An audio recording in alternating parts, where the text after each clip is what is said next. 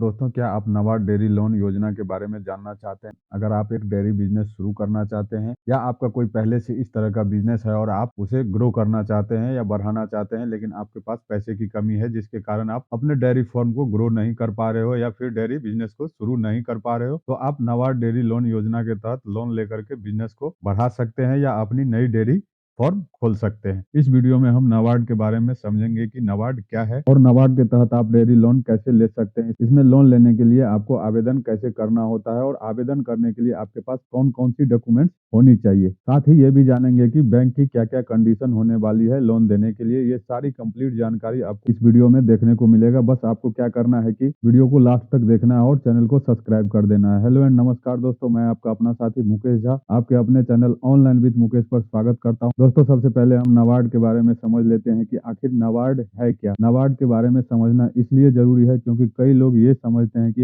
हमें नाबार्ड से dairy loan मिलता है। दोस्तों, मैं आपको क्लियर कर दूं कि नाबार्ड एक संस्था है, आपको डायरेक्ट नाबार्ड से किसी प्रकार का लोन नहीं मिलता है। नाबार्ड जिसका मतलब है national bank for agriculture and rural development. दोस्तों, यहाँ पर आपको नाम से ही पता चल रहा होगा कि यह एक संस्था है के द्वारा एग्रीकल्चर डेवलपमेंट और ग्रामीण विकास के लिए लोन प्रोवाइड करवाई जाती है। किया नहीं जाता है क्योंकि नाबार्ड खुद किसी को किसी प्रकार की लोन प्रोवाइड नहीं करती है। तो अब आप समझ गए होंगे कि नाबार्ड के बारे में कि नाबार्ड क्या है और नाबार्ड कैसे काम करती है। अब हम ये जान लेते हैं कि आपको लोन कैसे मिलता है। तो इसके लिए आपको बैंक में आवेदन करना होता है। आप किसी भी बैंक में इस लोन के लिए आवेदन कर सकते हैं। बैंक आपके आवेदन को सत्यापन करने के बाद आपके जो रिकॉर्ड होता है उसको नाबार्ड के पास भेजता है। फिर नाबार्ड रीफाइनेंस करता है बैंक को। दोस्तों, जितना भी एग्रीकल्चर लोन होता है नाबार्ड बैंक को रीफाइनेंस करती है। फिर बैंक जो है सो वो आपको लोन देती है। तो दोस्तों, पहले आपको लोन जो है बैंक में ही अप्लाई करना होता है और वहां सक्षम अधिकारी को बताएंगे कि हमें नाबार्ड रीफाइनेंस वाली लोन चाहिए। क्योंकि दोस्तों, आप नाबार्ड के तहत अगर लोन लेते हैं तो रेट ऑफ इंटरेस्ट पर जो है सो बेनिफिट मिलता है यहाँ पे। साथ ही और कोई सरकार की योजना चलती है सब्सिडी रिलेटेड, तो उसका भी बेनिफिट जो है सो आप लोगों को मिल जाता है। मोटा मोटी ये समझ लो कि अगर आप यही लोन बैंक से लेते हैं तो आपका जो रेट ऑफ इंटरेस्ट है वो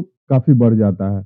और अगर आप नाबार्ड द्वारा रीफाइनेंस किया हुआ अगर लोन लेते हैं तो आपको जो है सो इंटरेस्ट रेट में 4 से 5% का जो है सो रिबेट देखने को मिलेगा। इसलिए जरूरी हो जाता है कि आप अगर एग्रीकल्चर से रिलेटेड या डेयरी फार्म से रिलेटेड अगर लोन लेते हैं नाबार्ड रीफाइनेंस वाली ही लोन लेना चाहिए। इससे क्या होता है कि आपका जो है सो इंटरेस्ट रेट जो है सो कम हो जाता है, यानी आपको इंटरेस्ट रेट पे जो है सो छूट मिल जाता है कुछ ना कुछ। अब हम ये जान लेते हैं कि डेयरी लोन लेने के लिए आपको कौन कौन सी डॉक्यूमेंट्स की रिक्वायर होने वाली है, यानी कि कौन कौन से दस्तावेज की जरूरत होती है इसमें लोन लेने के लिए। दोस्तों, जब भी आप डेयरी लोन के लिए आवेदन करना चाहते हो तब सबसे पहले जो है सो आपको ट्रेनिंग करना होता है। ये जो ट्रेनिंग होता है दोस्तों 7 से 10 दिन की होती है। तब जाके आपको जो है सो एक सर्टिफिकेट दिया जाता है। तो वो सर्टिफिकेट जो है सो इस तरह के लोन लेने के लिए काफी जरूरी है। डॉक्यूमेंट्स में जो है सो वो जरूरी डॉक्यूमेंट्स में जो है सो सर्टिफिकेट है, काफी जरूरी है। ये ट्रेनिंग आपको इस पर्पज से दिया जाता है ये ट्रेनिंग कि जो आप जो पशुपालन का काम करने चाहते हो या डेयरी फार्म खोलना चाहते हो या उसके बारे में आपको नॉलेज है या नहीं, पशु को ढंग से रख पाओगे या नहीं, इस तरह की ही ट्रेनिंग दी जाती है। और ये 7 से 10 दिन की होती है। उसके बाद जो है सो आपको एक सर्टिफिकेट प्रोवाइड किया जाएगा कि यू आर अ ट्रेंड। तो ये जो सर्टिफिकेट है ये सर्टिफिकेट आपके पास होनी चाहिए, तभी जो है सो आप बैंक में लोन के लिए आवेदन कर सकते हैं। आपको इसके बिना यानी बिना सर्टिफिकेट के किसी प्रकार का जो है सो लोन नहीं दिया जाएगा, यानी कि ट्रेनिंग जरूरी है दोस्तों यहाँ पे। अब आप समझ गए होंगे।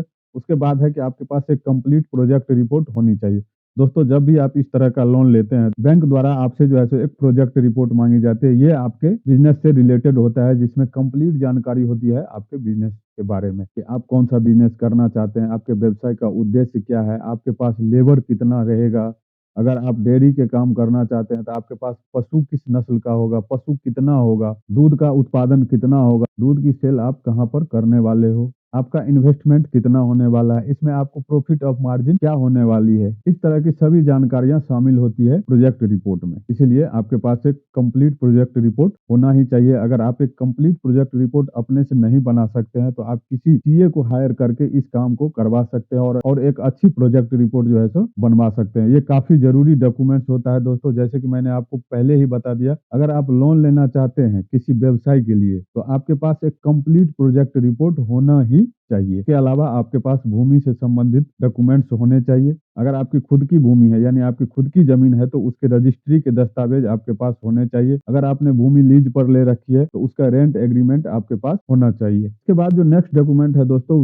वो है क्यूआईसी के डॉक्यूमेंट्स। तो क्यूआईसी के डॉक्यूमेंट्स में आपके पास जो होनी चाहिए उसमें जो है सो जिसमें आईडी प्रूफ के डॉक्यूमेंट्स और रेजिडेंटल प्रूफ के डॉक्यूमेंट्स जो है सो दोनों आपके पास होने चाहिए। आईडी प्रूफ में आप लगा सकते हैं जैसे आधार कार्ड लगा सकते हैं, वोटर आईडी कार्ड लगा सकते हैं, ड्राइविंग लाइसेंस लगा सकते हैं। रेजिडेंटल प्रूफ में आप जो है सो राशन कार्ड, आधार कार्ड, पासपोर्ट, पानी बिल या बिजली बिल में से कुछ भी लगा सकते हैं यहाँ पे। इसके अलावा आपके पास जो है सो एक पैन कार्ड होना चाहिए, एक बैंक अकाउंट होना चाहिए, मोबाइल नंबर और ईमेल आईडी भी होना जरूरी है दोस्तों। अगर आप स्पेशल कैटेगरी से बिलोंग करते हैं तो आपके पास जो है सो कास्ट सर्टिफिकेट भी होना चाहिए। तो इससे पहले अगर आपके पास मान लीजिए डेयरी बिजनेस से रिलेटेड अगर कोई एक्सपीरियंस है तो उसका भी जो है सो अगर आपके पास कोई सर्टिफिकेट या कोई डॉक्यूमेंट्स है तो वो भी आप यहाँ पे लगा सकते हैं। इसके अलावा अगर आप इनकम टैक्स पे करते हैं तो आईटीआर रिटर्न की एक कॉपी लगाना होगा। इसके बाद जो है सो पिछले 6 महीने का जो है सो बैंक स्टेटमेंट आपको यहाँ पे लगा देना है। ये जितने डॉक्यूमेंट्स आपको मैंने बताया है वो सब डॉक्यूमेंट्स आपके पास होनी चाहिए, क्योंकि मैंने जो डॉक्यूमेंट्स आपको बताया है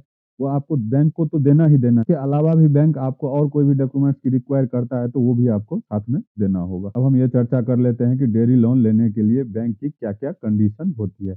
इसमें ऐसा है दोस्तों, सबसे पहले बैंक आपका प्रोजेक्ट रिपोर्ट जो है सो चेक करती है। उसके बाद बैंक आपकी सिविल स्कोर चेक करती है। सिविल स्कोर में मतलब आपकी क्रेडिट हिस्ट्री क्या है। अगर आपका सिविल स्कोर एक्सीलेंट है तो लोन जो है सो आपको आसानी से मिल जाती है और इंटरेस्ट रेट भी कम से कम आपको लगने वाला है। इसके बाद लैंड के रिगार्डिंग आपने जो डॉक्यूमेंट्स दिया है बैंक को, वो बैंक अच्छे से चेक करेगी क्या ये जो लीज एग्रीमेंट है ये सही है कि नहीं है, ये जो भूमि है जिसपे पशुपालन हो रहा है ये सही है कि नहीं है, या इनके नाम से है कि नहीं है। ये सारी चीजें जो है सो बैंक अपने लेवल पे चेक करती है दोस्तों। फिर ये कि क्यूआईसी के डॉक्यूमेंट्स चेक किए जाते हैं दोस्तों। आपने जो भी डॉक्यूमेंट्स संलग्न किए होते हैं वो पूरी तरीके से बैंक चेक करने के बाद क्या करती है, एक प्री वेरिफिकेशन करती है आपके लोकेशन पे जाके जहां आप ये बिजनेस कर रहे हैं या करना चाहते हैं। इसमें बैंक ये चेक करती है कि क्या आपके पास शेड की व्यवस्था है क्या नहीं है। जहां आप पशु को रख रहे हैं वहां पे शेड लगाए हुए हैं कि नहीं, उसके ऊपर छत है कि नहीं, वही नस्ल है कि नहीं जिसका आपने प्रोजेक्ट रिपोर्ट में जिक्र किया है। आपने जो पशु की संख्या बताया वही पशु की संख्या है या उससे कम है या उससे अधिक, इस तरह की बातें जो है सो वहां पे चेक किए जाते हैं। सही चारे की व्यवस्था किया गया है कि नहीं पशु के लिए, जो पशु है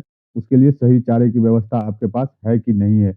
इस तरह की भी चीजें जो है सो बैंक द्वारा चेक किए जाते हैं। फिर ये भी कि आप पशु कहाँ से परचेज करते हो। जब भी दोस्तों आप पशु खरीदते हैं तो उसे उस पशु का हेल्थ सर्टिफिकेट आपको बना लेना होता है। पशु का स्वास्थ्य ठीक है कि नहीं, इस तरह का भी सर्टिफिकेट जो है सो जहाँ से आप पशु खरीदते हैं वहां से आपको मिलता है, और नहीं मिलता है तो आपको वहां से लेना होता है जिससे आप पशु खरीदते हैं। तो उसका हेल्थ के रिगार्डिंग जो भी मतलब इशूज है वो सारी जानकारी आपके पास होनी चाहिए कि ये पहले से बीमार तो नहीं है। इस तरह का एक फिटनेस सर्टिफिकेट आपको जो मतलब जहां से आपने ये खरीदा है उसके ओनर से ले लेना है। फिर जब आप पशु बाय करते हो तो उसका बीमा भी करवा लेना है, यानी पशु का इंश्योरेंस करवा लेना होता है, जिसका डॉक्यूमेंट्स आपको बैंक में जमा करना होता है टाइम टू टाइम। जब भी उसके बीमा का जो सर्टिफिकेट होता है या बॉन्ड होता है वो आपको बैंक में भी एक कॉपी जमा करना होता है। तो इस तरह की जानकारी आपके पास होनी चाहिए। अगर सारे डॉक्यूमेंट्स और बैंक की कंडीशन जान लेने के बाद ही आपको बैंक में लोन के लिए जो है सो अप्लाई करना चाहिए। फिर है कि मैंने जितने भी आपको क्राइटेरिया बताया, जितने भी डॉक्यूमेंट्स बताए, अगर आपके पास है, अगर आप उस चीज़ों को फुलफिल करते हैं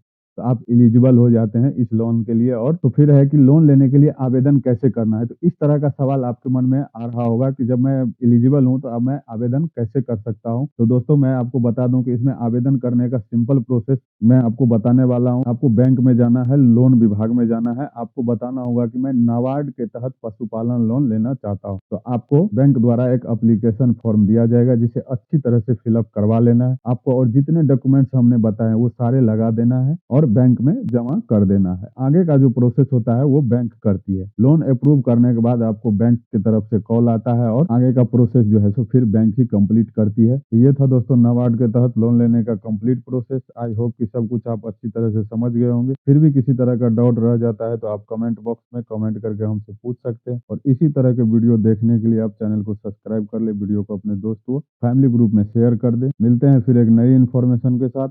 जय हिंद।